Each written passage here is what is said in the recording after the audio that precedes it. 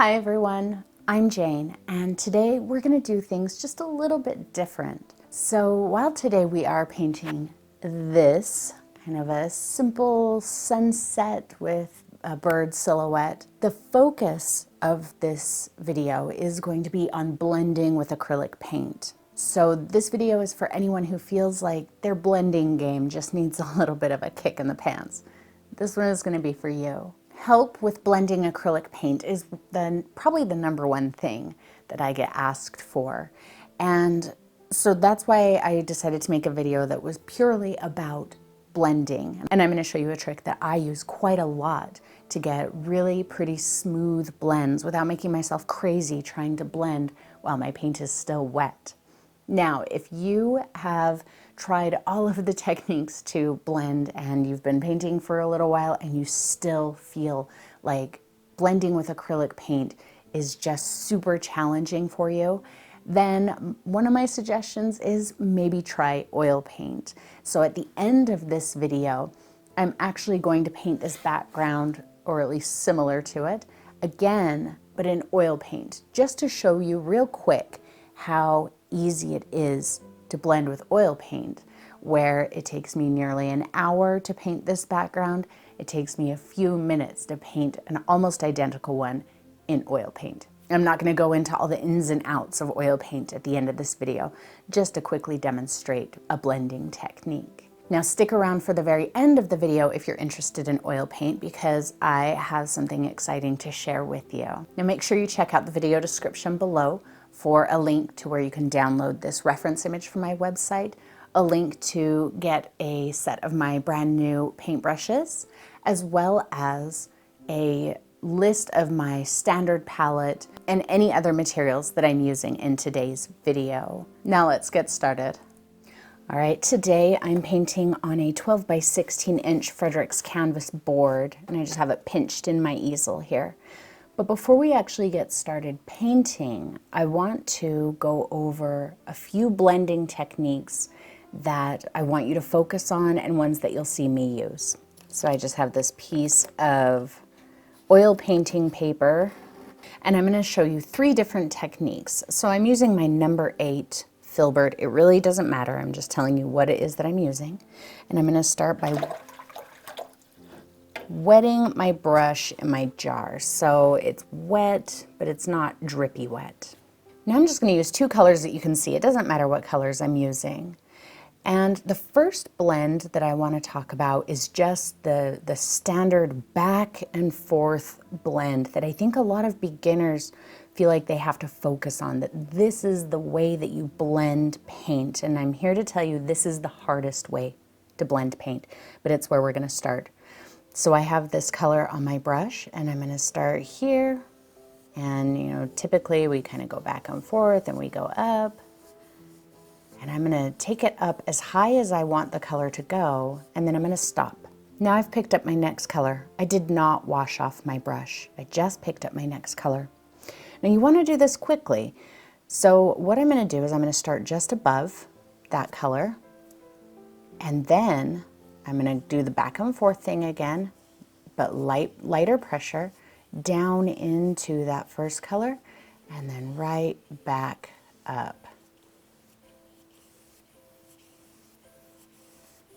Now when I say you want to do that quickly, the reason I say that is because a lot of times when I teach people to do this, they'll take this second color and they'll take it up as high as they want it, and then they'll come back and try and blend that line.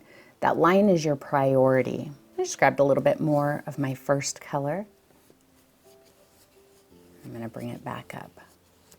So on a small scale like this, that's a pretty easy blend to do. But when you start trying to blend across an entire canvas, it gets really challenging, really difficult. So my suggestion for you, if you're blending like that across a canvas, 2 things. Use a large brush, use the largest brush that you have. And second, just don't blend that way. That's my best advice, really, is don't blend that way. It's just too challenging. All right, now my second blending technique is one that you will actually see me use quite often. And that's kind of the randomy lazy X type blend.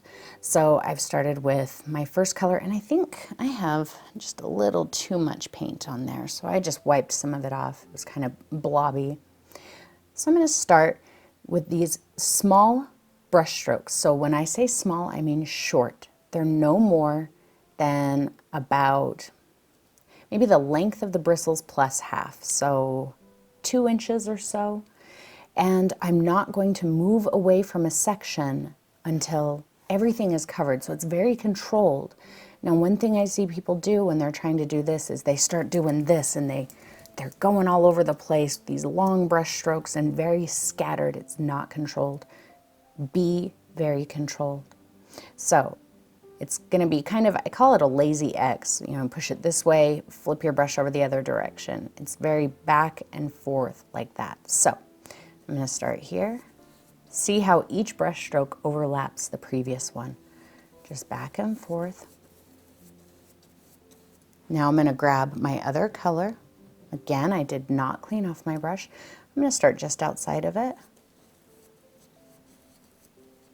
And I'm going to go back into it.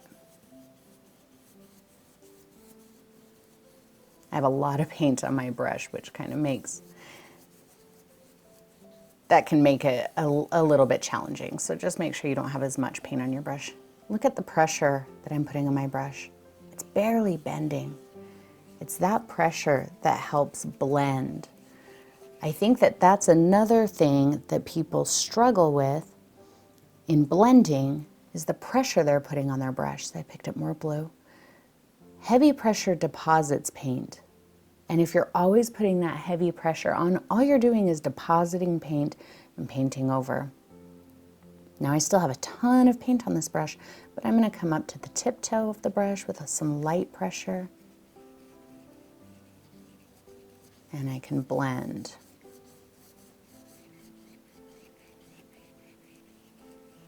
But see, it's all still very controlled, very back and forth. Overlapping, controlling my pressure, soft pressure to get that blend. And I like this blend the best because it gives me a little bit of texture. You do retain a bit of your brush marks in there. And personally, I like that because if you look around at things in nature, very rarely do you see anything that's blended just, just pure, straight top-down blend. That rarely happens. Even in the sky, when you look at it, you might see something just a little bit more airy, like this. Now, the last one I want to show you requires matte medium. And I'm not going to go into how exactly to use matte medium right now. We're going to cover that plenty in the video today. But this is a little bit more of an intermediate technique, but don't let that stop you if you're just a beginner. The way you get good at intermediate and advanced techniques is by just starting them. So there's no time like the present. So basically, we're going to use layering to help us because layering helps cover things. So I'm going to focus on getting some blue in right here. And I grabbed my other color. Again, I did not clean off my brush. My brush is getting super loaded up. I'm going to start down here. I'm just really focusing on where I want that color to be. I might come up into this color a little bit like I did here. Come up into it and back down. I'm not worried about whether or not my blend is perfect. See, this is kind of dry. It's not really blending. It's just kind of overlapping. So that's that layering. Right here, if you can see that, there's some little texture from the paper in there. And this is pretty much dry, that blue. So it's not really going to blend or it's going to start pulling that paint off. So instead, I just dipped the end of my brush into some matte medium. So you can see the matte medium there. Just right over top of that. Oh, look, it's not blending anymore because that's dry. So I'm going to wipe the bulk of my paint off, picked up just a little bit of my blue, a little bit of my medium, and again, I'm just gonna kind of start there and go back into it. So as you can see, I'm using both of these techniques together, plus I'm not worried about dry paint. Dry paint is what causes, see there, dry, a little more of that green color, a little more medium. Dry paint is what causes acrylic paint to be challenging to blend. And like I said earlier, if you find that you really struggle with all of these techniques and you've tried and you've tried and you've tried and you just cannot blend acrylic paint, then I think you should try oil paint. And again, at the very end of this video, I'm going to have some oil painting tips and some information on where you can learn more. But for now, we're just going to stick to acrylic paint, and we're going to focus on all three of these techniques in our painting today. All right, to get started painting today, I have my standard palette as always. I tidied it up just for this video and then immediately got it dirty, so please don't worry about these. They will not affect the paint in any way at all, so those are fine. Now remember that going forward, you will see this same palette with these same colors in probably every video. I will not be using every single one of these colors though. In fact, today I will be using these colors.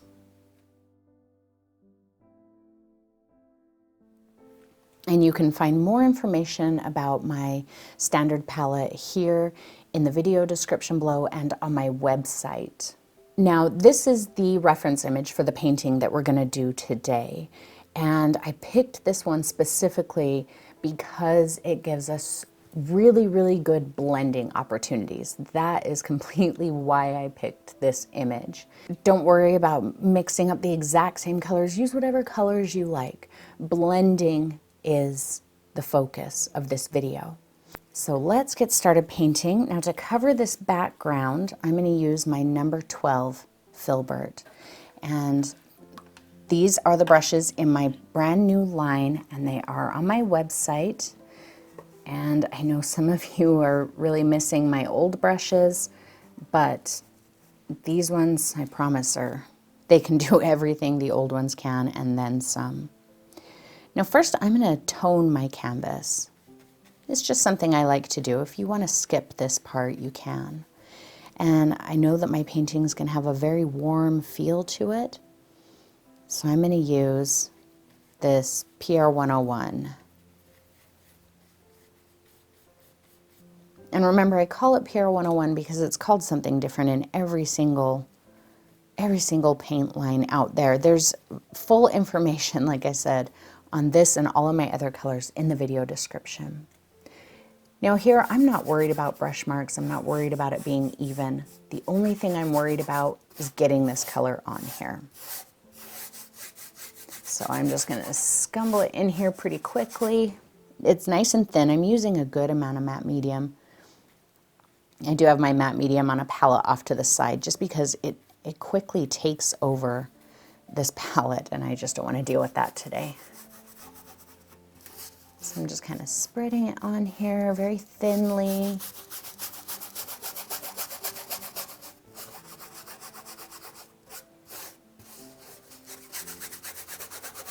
The closest color to this, that's a very common color that you might have on hand, is just burnt sienna. So if you just have burnt sienna, that's fine. The main difference between this and burnt sienna is opaque, this is transparent.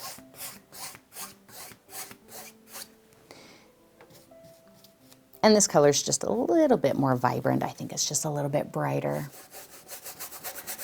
So I'm just kind of scrubbing it in there. You don't have to be afraid of scrubbing with these brushes. They can handle it. And I'm sorry, this easel is so wobbly. All right. Perfect. Now I want to let this dry. and then we'll get started painting. All right, this is mostly dry, but to hasten it, I just have a clean dry paper towel.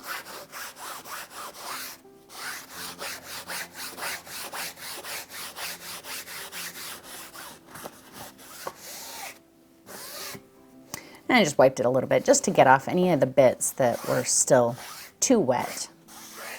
Okay, so again, here is our reference image, and just kind of decide where you want to start. It doesn't matter what color you want to start with in the background. I think I'm going to start probably with this brighter orangey area in this lower section. So I think I'm going to stick with my number 12 for now. Now, also, I didn't mention, but I want to make sure that you know that the colors that I've decided to use here and the way I've decided to mix them, that doesn't mean that that's the right color. That's the exact combination that you should be using. That's how I interpreted the colors when I was looking at it. The way you interpret those colors may be completely different, and there's nothing wrong with that. We're all going to interpret colors completely different because we all have different eyes. Let's just deepen this color a little bit more. It's just alizarin, Indian yellow, and a little bit of white. That's pretty good. It's not exact to the color I mixed it before, but I don't really care because I'm satisfied with it. I'm going to put out a little more matte medium over here. And I'm going to kind of dunk into it. It's a pretty good amount. The reason I'm using matte medium here is because it does make these colors stay wet a little bit longer, but also it makes them a little bit more transparent. And the transparency is what's going to help me blend when I do the layering. So I'm just going to kind of start wherever I feel like I'm seeing that color. See, it's those lazy X's, but I can make bigger movements because this is a much larger brush. Soft pressure breaks up paintbrush lines. Heavy pressure lays the paint down. I'm just kind of taking it wherever I feel like I see a warm, bright color in this sky. That's all I'm concerned with right now. Where do I see a similar color? Now, because I used that warm color underneath, I don't have to get too crazy about covering every single speck of this canvas. That's why I picked this color. I know that if this color still shows through the paint, that it's going to help the painting rather than, see, I missed a few spots there, those little white speckles, those are hard to contend with, and you don't want to do that. You don't want to do little things like that all over the canvas because you're going to overwork your paint. All right, let's lighten this. Let's bring it down in the thread. So I'm going to mix some more Indian yellow in it, a little more white. And I'm going to kind of thread this so you'll still see this color here. I might have added just a little too much Indian. There we go. More medium. And now I'm going to kind of work between those areas. Some of this, see, is still wet because I applied it quickly, thickly, and with a bit of medium. So I can use that soft pressure to blend. Now there's one really important thing, and I say this so often, but it still happens. So really check yourself and see if you're doing this. If you come to a spot, let me see if I can find a spot. Right here, that spot's dry, and you're trying to blend. Let me get a lighter color. Feel like you're trying to blend, and you see that line, and you can still see that line. You're going over it and over it and over it and over it and over it and over it and over it. And pretty soon, this starts to happen. And then you can see the paint coming up, so then you go over it more and more and more and more. And you're trying so hard, but it's just getting worse. Stop. It's not going to get better. Just stop. Leave it. I know that looks horrible. Leave it alone. Because once that starts, it doesn't stop. So you just have to leave it alone. All right, so a little more Indian yellow, a little more white. We're gonna lighten it a bit more. And let's keep going with this color. I'm not overly worried with how any of this looks right now. My colors aren't exactly right. My blends aren't perfect. I hate that word perfect. But I'm not worried about any of that. I'm just basically getting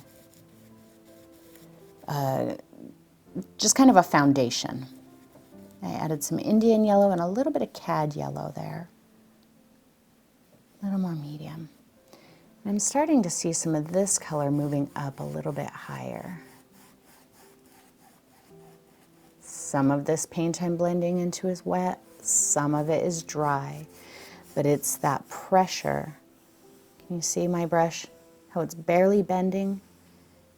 That pressure almost, I guess it kind of dry brushes over the paint that's mostly dry, and so it looks blended.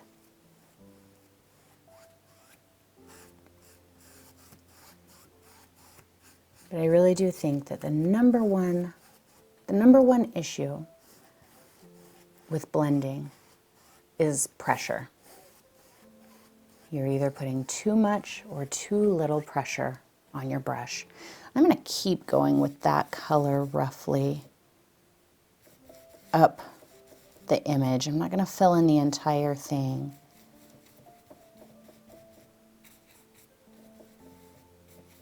Just kind of pulling a little bit of that into there.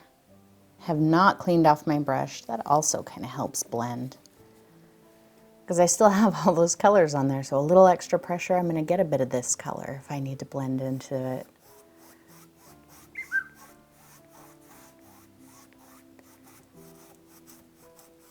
I'm so out of practice recording that I forget little things like muting my phone before I start.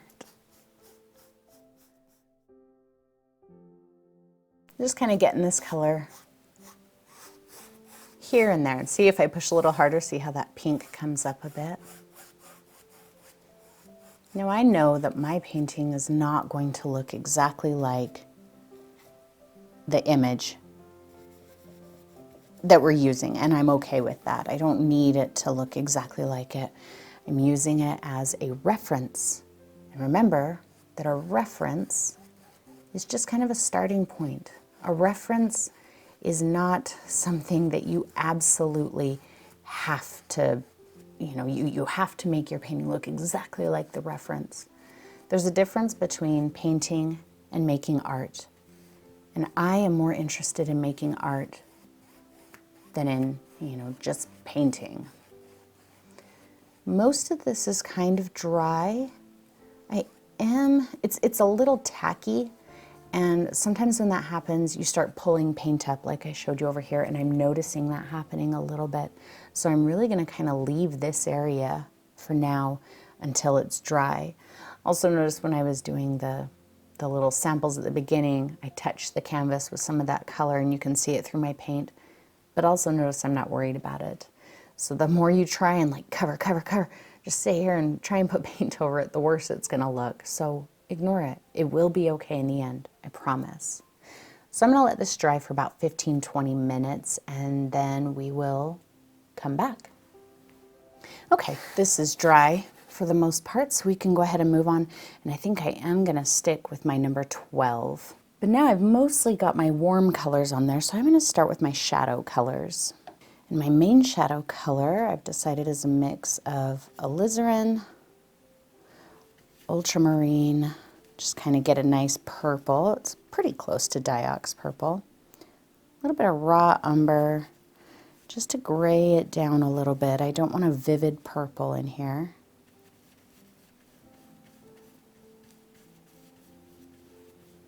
And some white.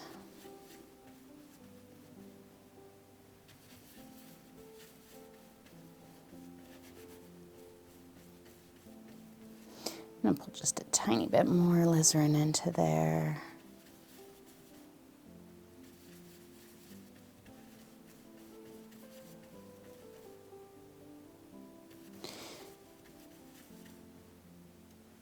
All right, let's start with that and see how that is.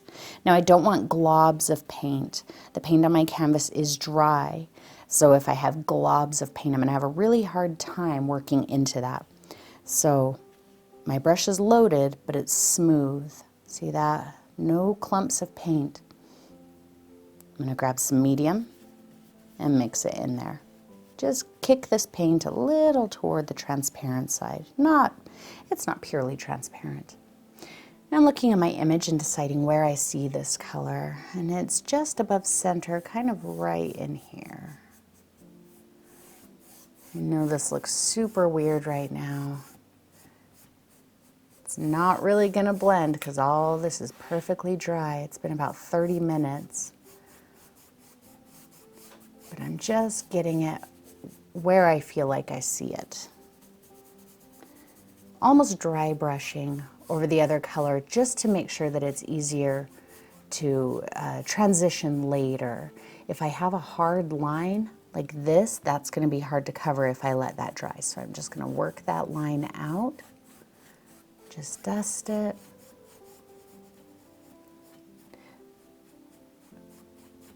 So sometimes I think we think of blending as, you know, only as a physical thing, right? So blending wet paint into wet paint, that's what blending is.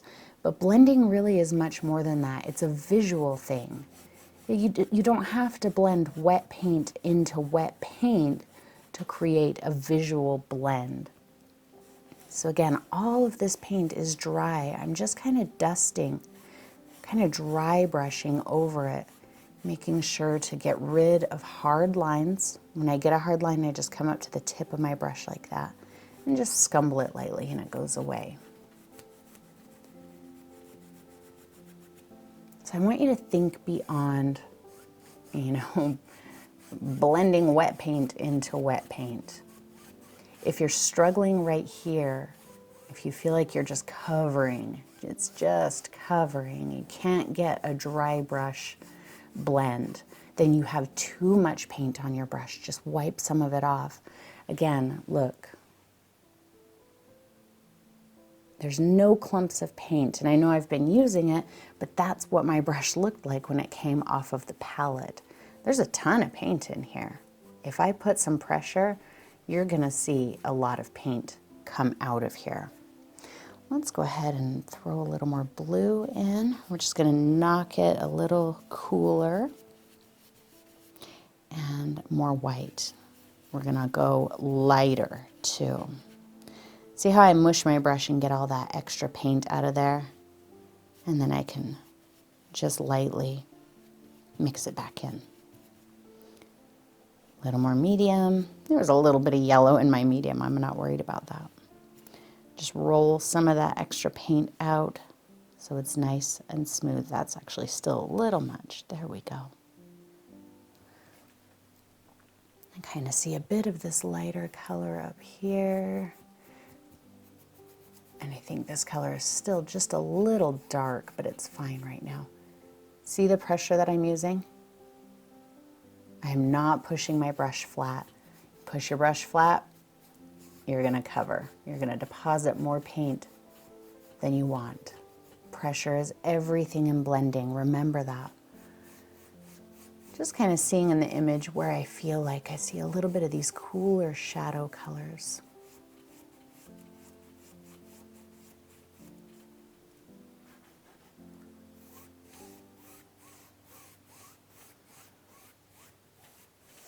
Kind of right in here, this transition from this darker purple.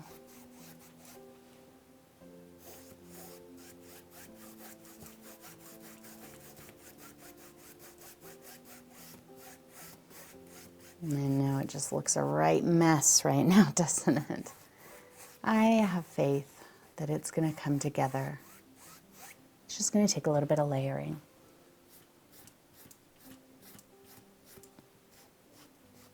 And like I've already said, I am not worried about trying to make this look exactly like the image. I already know it's going to look a lot different. And that's because I'm going to follow my intuition. I'm going to do the things that I feel like are going to look really good. Just dry brushing a bit of this down here because we have a little bit of shadow.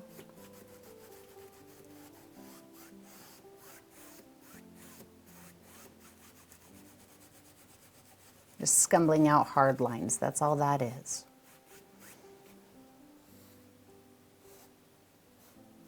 Yeah, see, I've got a little spot where my paint is lifting up again, see that? So I just need to leave it. Now through each of these layers, every time we do a layer, you really want to let it dry because like that, you're going to start lifting paint off. So either use a hair dryer to kind of, get it dry quickly, or take it as an opportunity to walk away from the painting, give yourself a little bit of a break. That's what I prefer to do because I find if I stand here and stare at it for too long, I start making judgments and I want to make corrections and I just get too fiddly with it. So I'm just going to go walk away for about another 15-20 minutes or so, let that purple dry, and then we'll come back and we'll start pulling these colors together. Right now they're very, very separate, but we're going to start pulling them together. All right, this is pretty much dry now. Now let's start bringing these colors into each other. So I'm going to go back to my warm colors. I'm going to mix a little bit closer to that original color. Again, it will be a little bit different because I'm mixing into this pile here, but that's okay. I have no need for any kind of, perfection or, complete accuracy. Some medium. I'm still using my number 12. I might go down in the size later, but right now I feel pretty comfortable with this one. So I've got some area in here. I'm actually going to add just a little bit more medium to that. Start working just ever so slightly more transparent. And actually I want to lighten it a bit. I want this color to show up. And that was pretty close to this orangey color that's already there. So I'm just going to brighten it a little bit. Some more white and Indian yellow. Let's see how that goes. That's better. Just kind of knocking back a little bit of this color that I felt like was too strong there. And it's going to kind of take over this purple a little bit, but because I'm working transparent, so you can still see a shadow of that purple through there. And that's what I want. That's what's going to help give our sky some depth. And just picking up a little medium here. I've got a lot of paint on my brush. I don't need more paint, but a little medium helps kind of thin that paint down, make it nice and transparent so that it spreads and it appears to be blending, but it's not, obviously, because this is all dry. So same thing there. You saw I put a little extra pressure on my brush and that squeezed some of the paint out like that. Pick up a little medium and it blends it into the dry paint. And a little dry brushing. That's just dry brushing right there. Heavy pressure there, lay some of that paint down.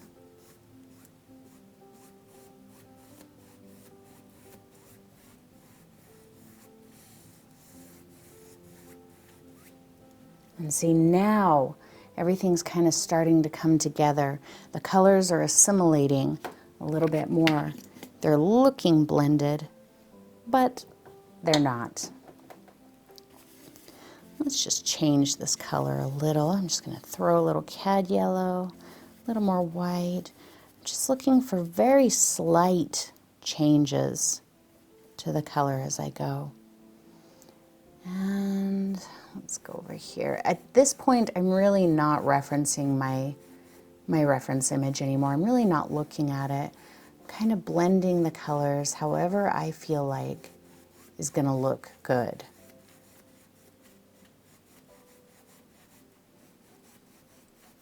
Remember, hard lines are not served well by going over and over them and over them.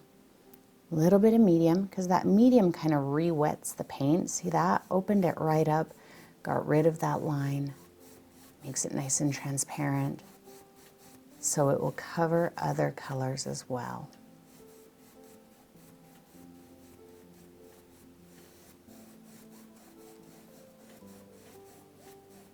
See how I'm still kind of using those lazy X's. I'm not, straight back and forth like that. Just very controlled movements. Yeah, let's keep going. I'm really liking the way this is looking now. Just about every time I go back for paint, I'm changing it ever so slightly. Just ever so slightly. Good amount of medium. No chunks of paint. Remember, don't pick up too much paint. Wipe it off if you need to. Just nice, light applications of paint on your brush.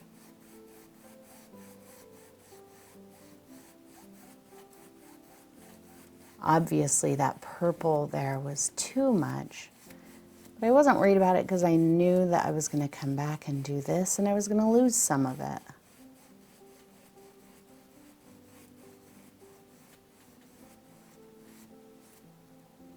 Heavy application there, and it completely covers that purple. Little tiny bit of medium on the end of my brush.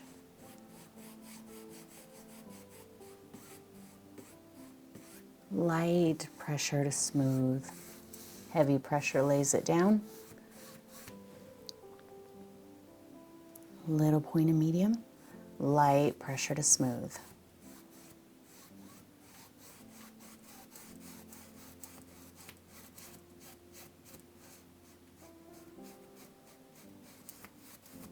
And right here where I had that paint that was lifting, not really worried about it. I can cover it a little bit with this. See, I didn't even cover it, but really you can't see it really anymore. So that's why I don't worry about things like that, because in the end, it's probably going to be taken care of. It's going to be gone. So there's no sense in getting, too wound up over any spot that looks weird or anything like that. Just more white, a little more medium. Kind of wipe some of that paint off. I don't want an overabundance of paint. I do like how in the image it's much lighter up here, so we're going to go ahead and do that. Just getting it in there.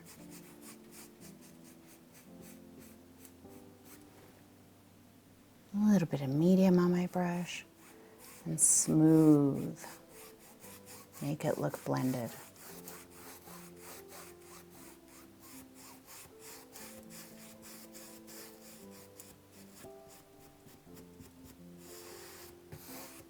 I do hear from people sometimes, well, I tried to use the medium, but it feels sticky. If it feels sticky, it's because you're working paint too much that's drying. It means your paint is starting to dry and you're still going over it and over it and over it and trying to force it to do something. It's not the medium, it's that you're overworking drying paint. So just stop. Just let that area dry. Because matte medium feels anything but sticky.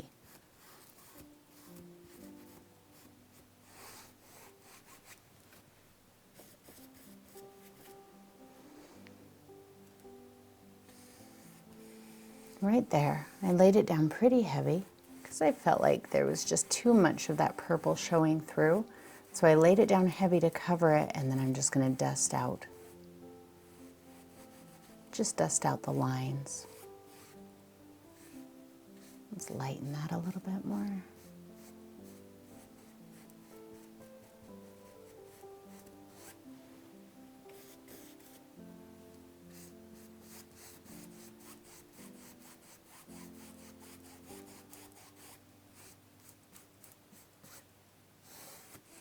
Heavy pressure. Get a lot of that paint off my brush. up to the tippy toe to dust it out. Break up that line.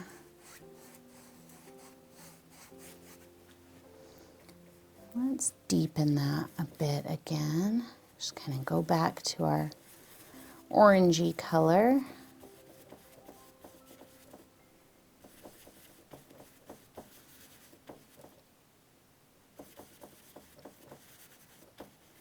There we go.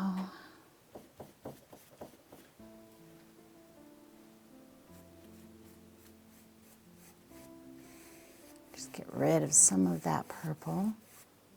Make sure you're standing back.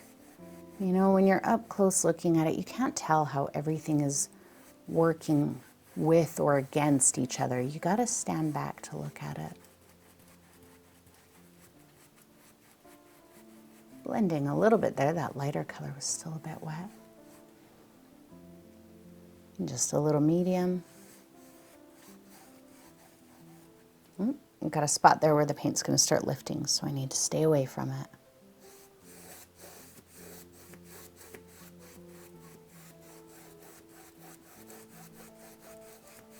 Ooh, much better there. It's going to take a couple of layers. So as you're working on it, you may get to a point where you're like, oh, this is just getting worse. It's just looking worse and worse and worse. But stick with it. You know, a painting cannot look great start to finish. If it looks great right off the bat, then it's probably done. You know, it's really not going to look great until it's complete. So let it have its, you know, weird little ugly time.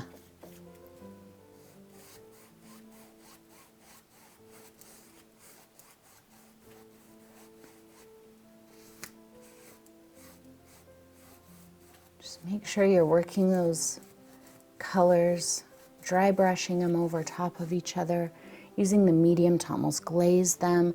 And that's how you're going to get this streaky finish that's really, really beautiful. You know, if you just have these blobs that are kind of separate, I mean, it could look okay, but it's probably going to look kind of strange. I have very little paint on my brush here. This is this brighter color here. It's very little, so I just put down a little heavy texture to plop some down, lighter texture to just kind of dry brush. A little medium, because it picks up a bit more of the paint off of my brush and deposits it very, very thinly. Just medium. It's almost, well, it's not almost like glazing. It technically is glazing.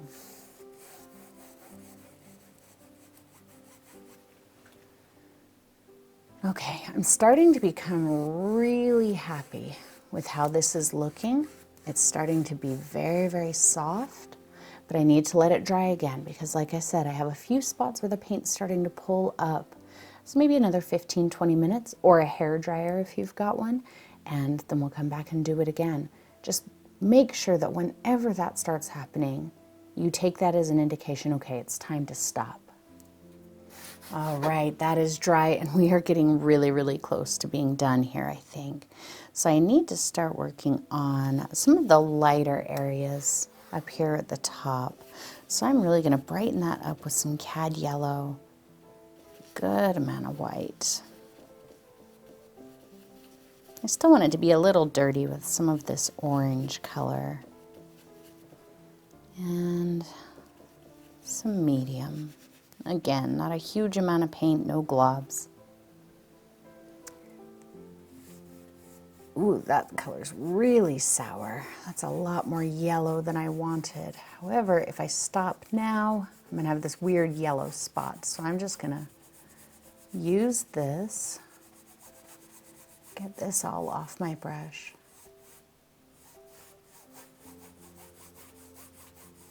And then we'll change it.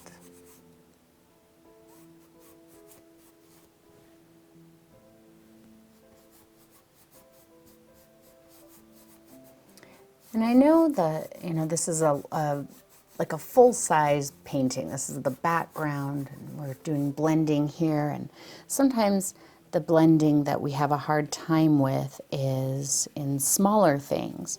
But really, it's the exact same techniques. I'm going to grab a hint of that, just gray that down a little. It was just so vibrant. That's better.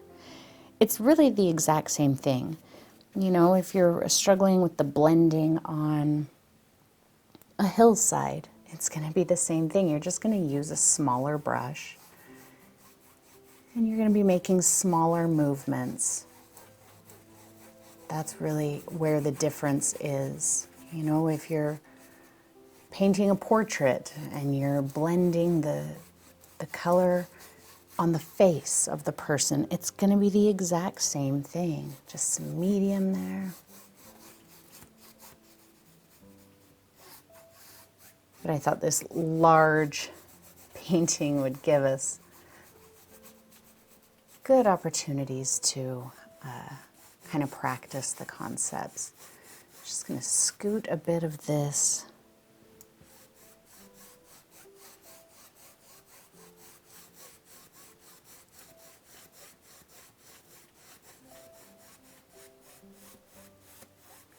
I am being selective with where I put this. You know, if I see an area that looks like it's kind of starting to have a bit of a highlight, then I might take this lighter color and just kind of amp that up a bit. So, you know, be selective with where you put it. Be very deliberate. There's not a right and a wrong place, but if you're just kind of scattershotting the color into random places, it's going to start looking kind of scattershotted.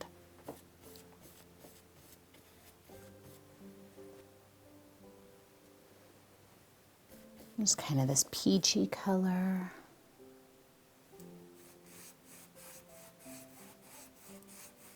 I still have quite a bit of that yellow in my brush, so let's just go ahead and see if we can bring some of that peach back. There we go. That's better.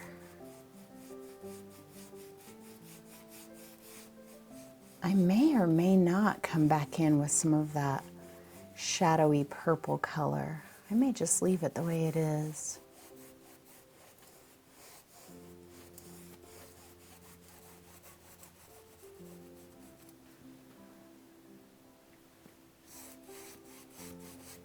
I feel like I'm just about done with this background. And then we can move on.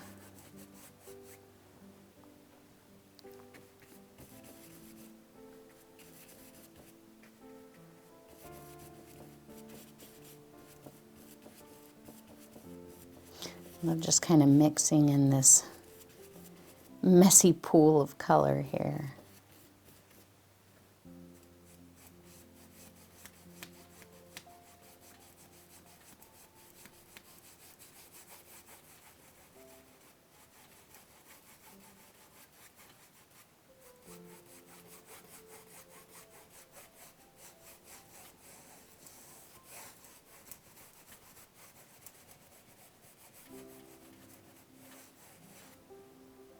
The trick with layering for blending is not to go too dramatically different. So let's say that this area here that I've decided it's too dark and I don't like it, that I want to bring it closer to this. I really don't want to just mix it that color and plop it heavy over top of that, because I'm going to have a hard time blending it. So I need to move toward that slowly.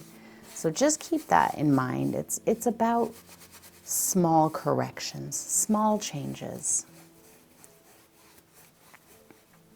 Just like if you're driving your car and your car starts to veer left just a little bit, you're not going to yank the wheel to the right. You know, you're going to make very small corrections until you're back to where you need to be. It's the same type of thing here. All right. Now I do feel like up in this top corner, the top right area, it's really, really yellow, a little saturated, and I do like that in my reference image, it's a little grayer there. It's lighter, it's grayer. So I'm just taking a bit of my warm color here with some white, adding in a hint of this cool color, because that's going to knock it toward gray a little bit. Let's see how that does. Tiny bit of medium.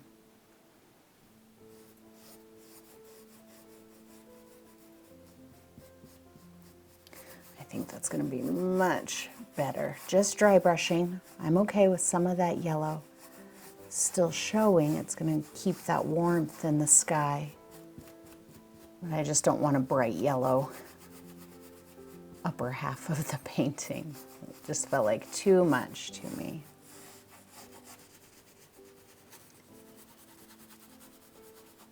A little scumbling here, just lightly.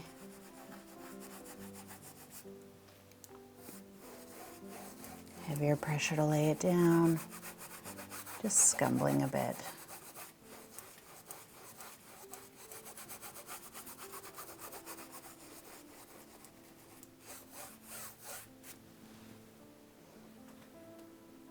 A little medium, a little pink.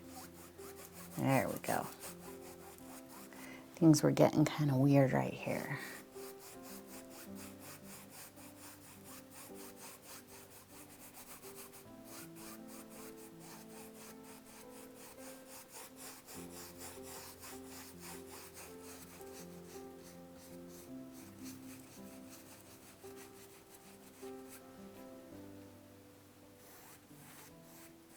Just a suggestion of that color in here.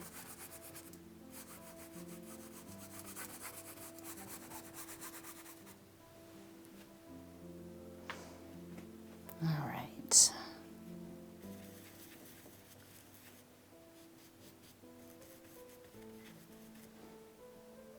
Pretty happy.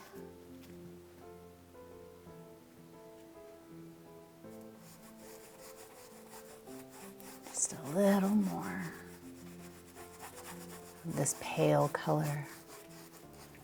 Right up in there, a little medium.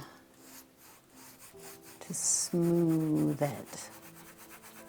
And of course I'm paying attention to whether or not that paint is pulling up, which means that I would need to take a break.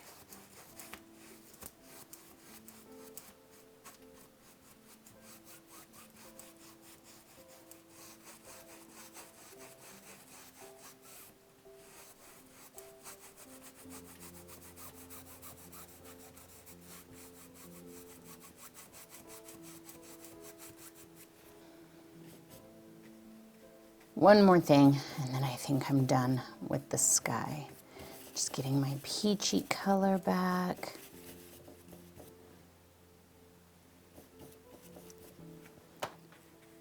It just still feels a little dark from that under, that purpley gray color. Feels a little dark right in this area here.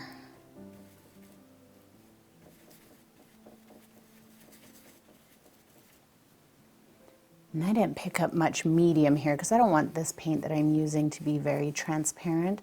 I want to try and block out a bit of that darker color. So heavy pressure to lay it down, light pressure to dust it out.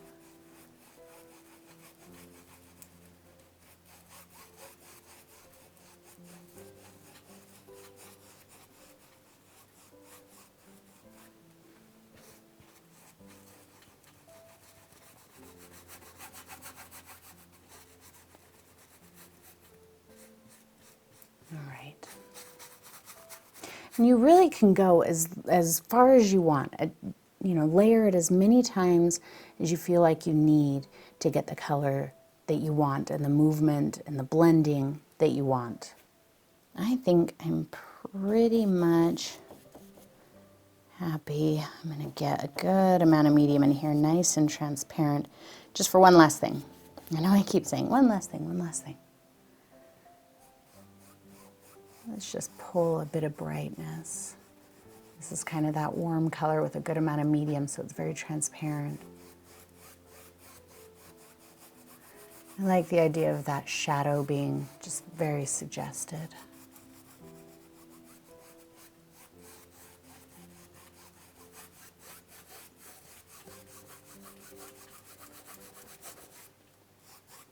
There's no rule about how many layers this has to take you.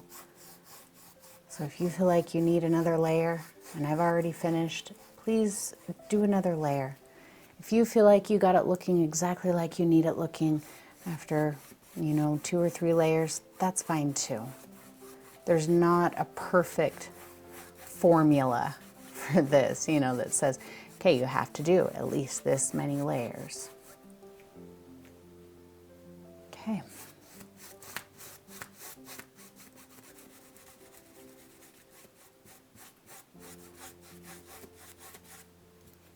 All right, I think I'm done with the background and I kind of like it. And I know I keep telling you that I'm done with the background, but every time you walk away from it, you kind of see things that maybe you didn't notice before. So as I was letting it rest, I just kind of see an area that I think needs to be touched up a little bit. It's just my peachy color. I kind of feel like I've got 2 bands right here of this dark color. But that's the great part of painting like this, is there's no limit to how many times or how much you can come back in here and make adjustments.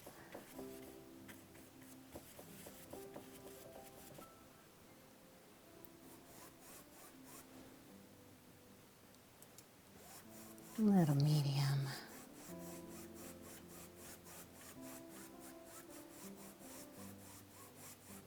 I'm okay with the 1 dark band, but I felt like I had 2 of them that were kind of mirroring each other, and I just didn't like that, so.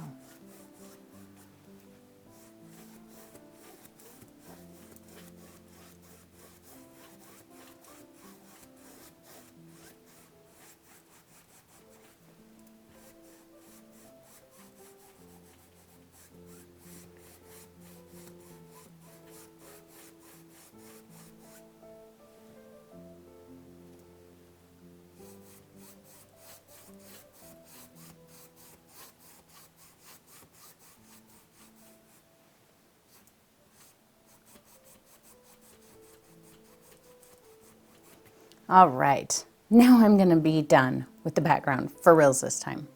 All right, so the next part is we want to start putting on our sticks and little buds and our bird.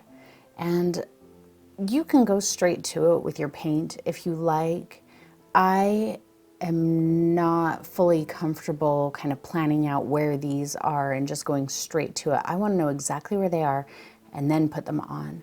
So use something that you have to sketch them on. This is a white watercolor pencil. I'm not convinced it's going to work, but I've got some other colors if this doesn't show up. I would recommend you don't use like a pencil, like a lead pencil, a graphite pencil, because if you get a line somewhere that you don't like, it's really hard to get that off. You can paint over it, but in my experience, a lot of times graphite comes through, especially through light colors. So I'm gonna try a watercolor pencil. You could also use like a chalk pencil. So the first thing I wanna do, because the bird is the most important part of those things, I'm gonna figure out where the bird is. And let's see, it's still a little wet. I kind of feel like the bird is right here in this area. You're not gonna be able to see my lines, but as long as you can see your lines, that's all that matters. So I'm just gonna kind of sketch the bird on here, just generally. I'm not gonna get too detailed with it. I'm just going pretty simple. I think I'll be able to see that good enough. Kind of got the tail comes down like this, and the belly. And we've got just like some little nubs here where the feet are. It might even kind of hide in the buds and the foliage on the stick. So I can see my bird now, and hopefully you can a little bit too. Now I can lay in my stick. So I want to find out, where does that stick end? And it kind of ends right here. Where does it begin? And it's a little off center. Like in the pear video we did a couple weeks ago where I had my canvas cut into halves. If you want to do that, if you feel like that's going to help you keep an eye on your center line so you don't have things weirdly ending in the center, you can do that. So there's one stick.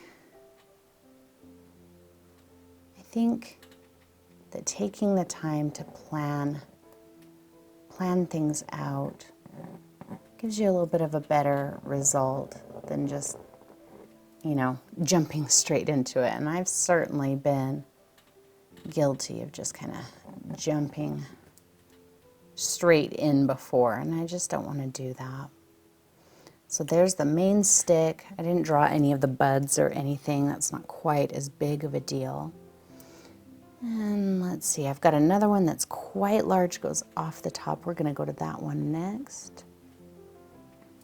Just grabbed another color that I can see a little bit because I cannot see that white at all. I have no idea where I put it. We'll say it's right there.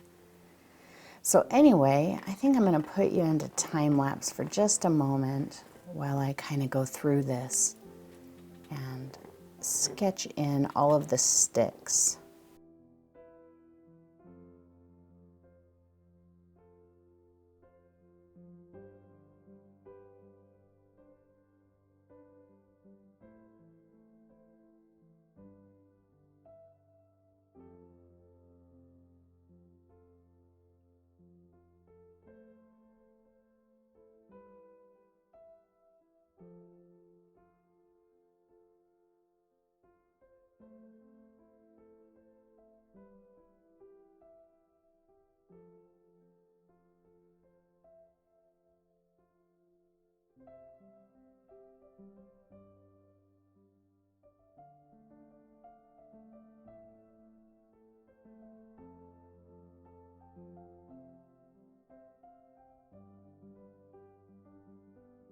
I think that's good. I actually want to extend that just a little bit, and I think I'll put like a little bud or something there. I'm just kind of marking it out so I remember that.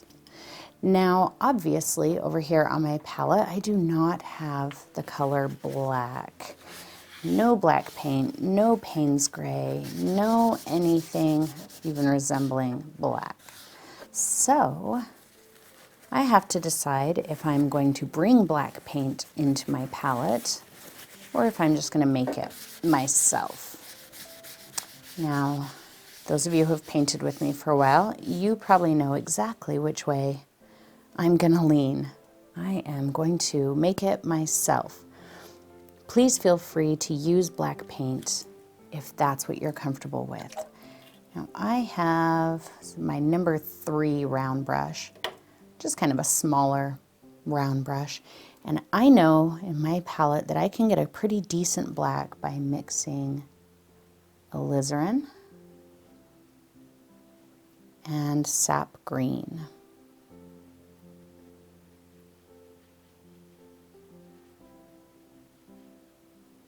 See, if I spread it out, you can kind of see what color it's turning.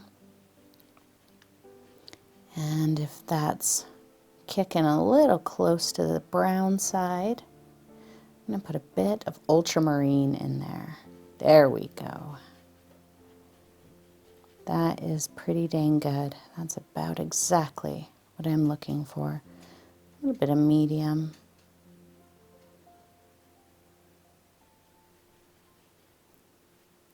What I like about making my own black is that this isn't going to be it's not going to be just a completely dead color. You know, and silhouettes that you might see in real life aren't just dead black.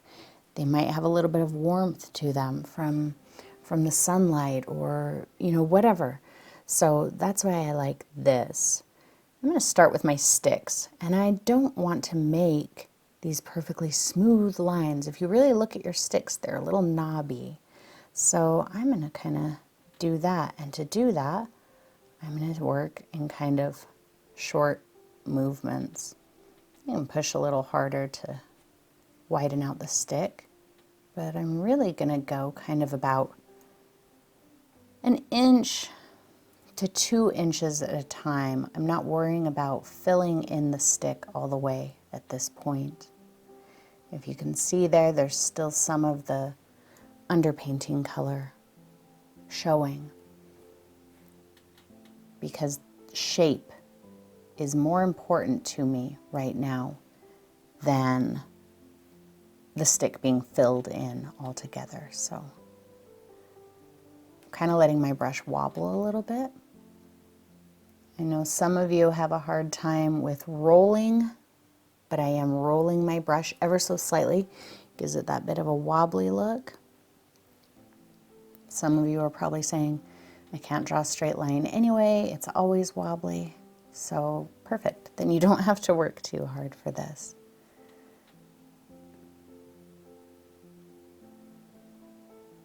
Just enjoy this little bit here.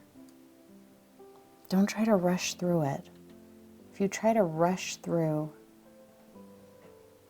these sticks, it's going to show. You're going to have this beautiful background with these weird, chunky, rushed through, you know, stick bits on it or something.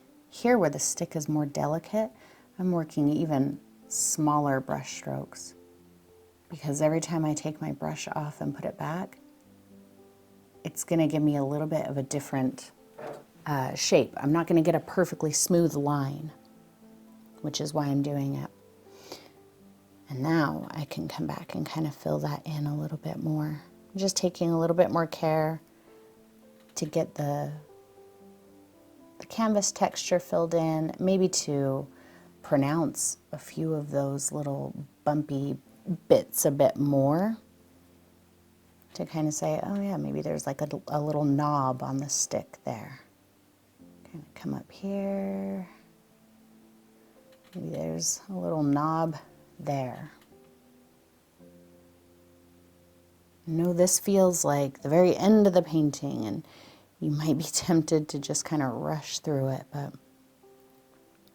I encourage you to spend a good amount of time on it. I may rush through it a little bit in video editing so that you don't have to sit here and watch me do this for an hour and a half, which it may honestly take me. It may take me a bit of time to get through this. But just because you see it take me however long you see it take me, it doesn't mean that it has to take you that long. You really don't know how much I've edited, you know. You may see a video that's 20 minutes long. Well, no, you're not going to see a 20-minute long video from me. But a segment that's 20 minutes long and think, wow, she painted all of that in 20 minutes. But chances are I didn't.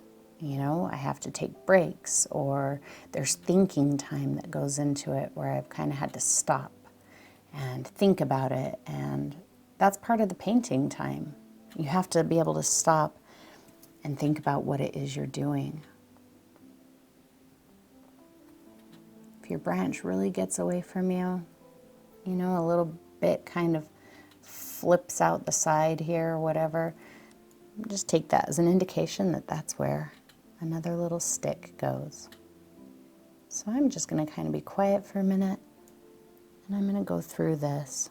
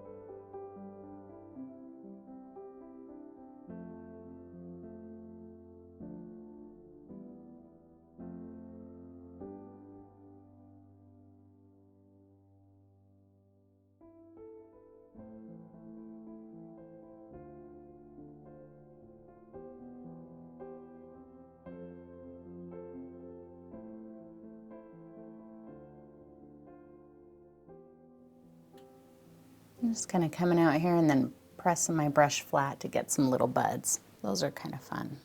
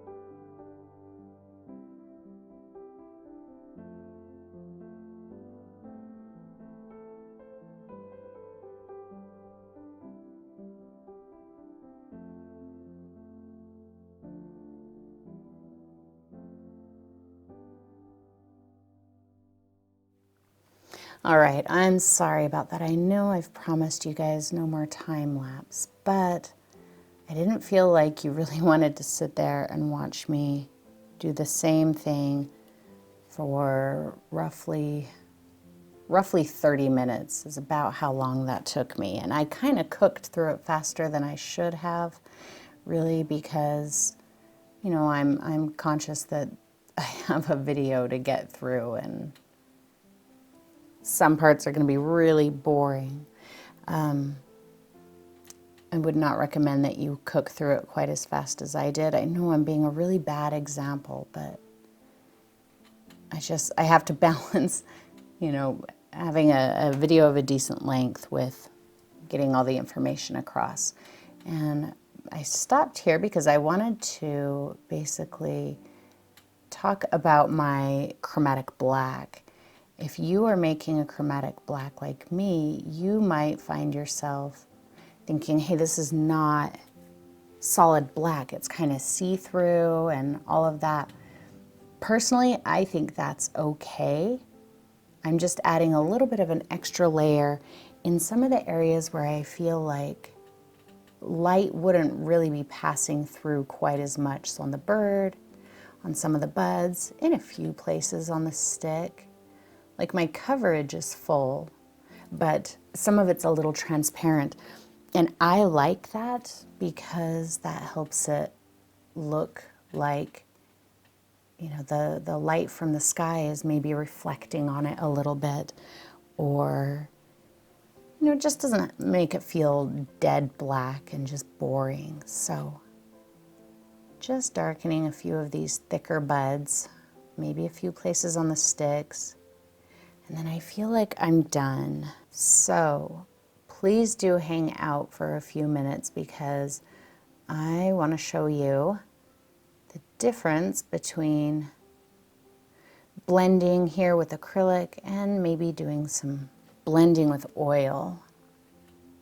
So I know some of you have expressed interest in oil and some of you not so much, and that's okay. But this one, I think I am done with. Okay, so I've started by toning my canvas with a thin application of oil paint, and I'm just going to start applying very similar colors to the colors we did in the acrylic painting, just to kind of show you the difference in blending. I'm not going to go through the entire painting. We're just going to hit blending pretty quick, and then we're going to move on.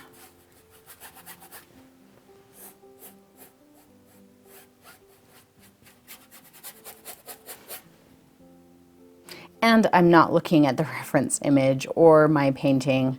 I'm just kind of mixing up similar colors just to give you the idea of how blending in oil is different from blending with acrylic.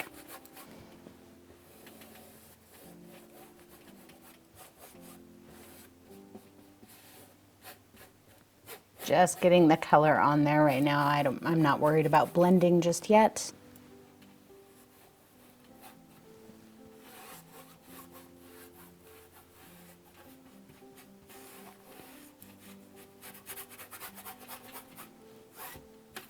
Now, in my oil painting workshop that I have coming up very soon, or hopefully it's up right now, depending on when you're watching this, I am going to walk you through step by step 3 paintings, 3 whole paintings, start to finish, everything from the canvas toning, like here that you didn't see, through painting and blending techniques, and everything you could ever want. If you've never, ever, ever touched oil paint before, you will know exactly how to use it by the end of that workshop. All right, I think I've about got this entire canvas covered. I'm just going to throw a couple of colors that might be a little bit different in, just for some shadow.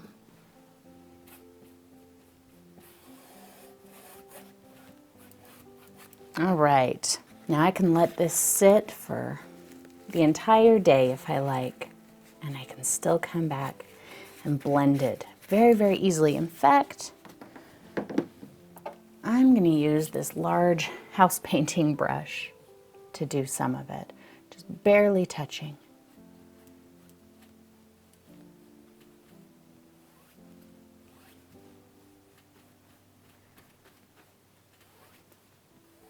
Just break up that line a bit.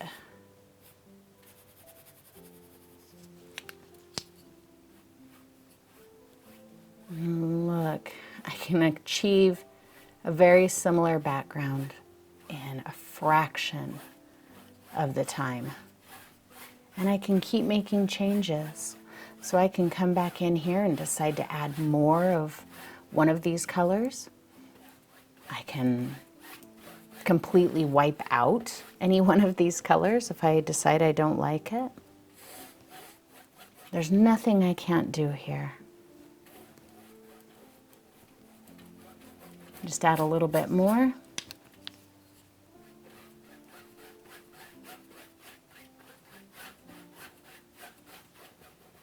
And you don't have to have a big house painting brush to blend. Just helps you cover a little more ground.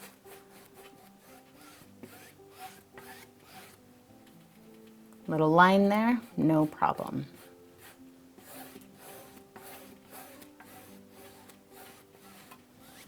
super, super easy, very, very quick.